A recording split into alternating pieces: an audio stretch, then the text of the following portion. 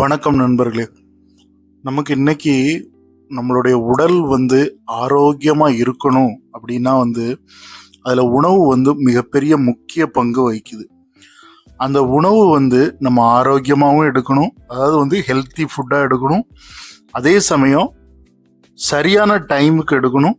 அதே சமயம் நம்ம அந்த ஃபுட்டு எந்த நேரத்துக்கு நமக்கு டைஜஷன் ஆகும் அப்படிங்கிறத தெரிஞ்சு நம்ம எடுக்க வேண்டிய ஒரு காலகட்டத்தில் இன்னைக்கு இருந்துக்கிட்டு இருக்கோம். இது ஒரு நெருக்கமான காலகட்டம் அப்படின்னு நான் சொல்லுவேன். ஏன்னு கேட்டால் இன்னைக்கு நோய்கள் அதிகரிச்சுக்கிட்டே இருக்குது. எந்த வகையில் எப்படி எப்படி வருது நோய் அப்படிங்கிறது தெரியவே மாட்டேங்குது. ஆனால் இதற்கெல்லாம் நம்ம ஒரு உணவு கட்டுப்பாடு ப்ளஸ் ஒரு அருமையான உடற்பயிற்சி, இந்த ரெண்டுமே இருந்தால் நமக்கு வரக்கூடிய மிகப்பெரிய வியாதிகள்ல இருந்து கூட நம்ம தப்பிச்சுக்கலாம். நம்ம உயிர் வாழ்க்கையை நீட்டிச்சுக்கலாம். இன்னைக்கு நம்ம தமிழ்நாட்டை பொறுத்தளவில் சுகர் அப்படின்னு அந்த டயபெட்டிக்ஸ் அப்படிங்கிற ஒரு நோய் எவ்வளோ வழக்களிக்குது மக்களை. அந்த ஒரே ஒரு சுகர் நம்மளை சாப்பிட முடியாமல் ஆக்கிறது, கட்டுப்பாடு இல்லாமல் ஆக்கிறது.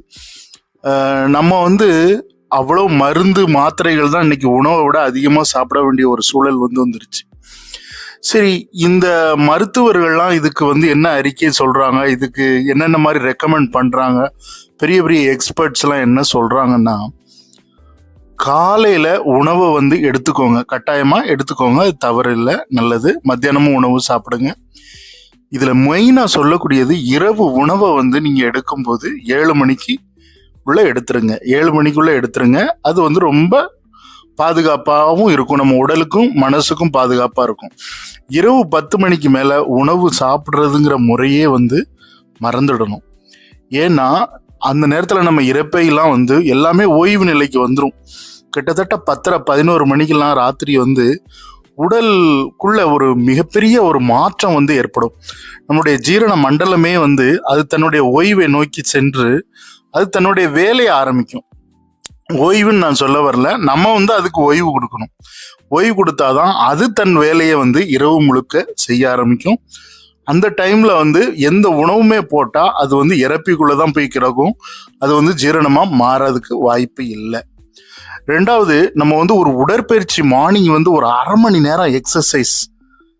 3 விஷயம் நம்ம கரெக்டா செய்யணுங்க. காலையில சாப்பிடணும், அதாவது நல்ல உணவு, சத்தான உணவு சாப்பிடணும், உடற்பயிற்சி செய்யணும். இரவு உணவை 7 மணிக்கு முன்னாடி எடுத்துடணும். 7 மணிக்குள்ள எடுத்துட்டோம்னா அது ரொம்ப நல்லது. ஸோ இதுதான் உடல் ஆரோக்கியமா நம்ம வச்சுக்கிறதுக்கும் சுகர் வராம நம்மளை பாதுகாக்கிறதுக்கான வழிமுறையா இருக்குது. சரி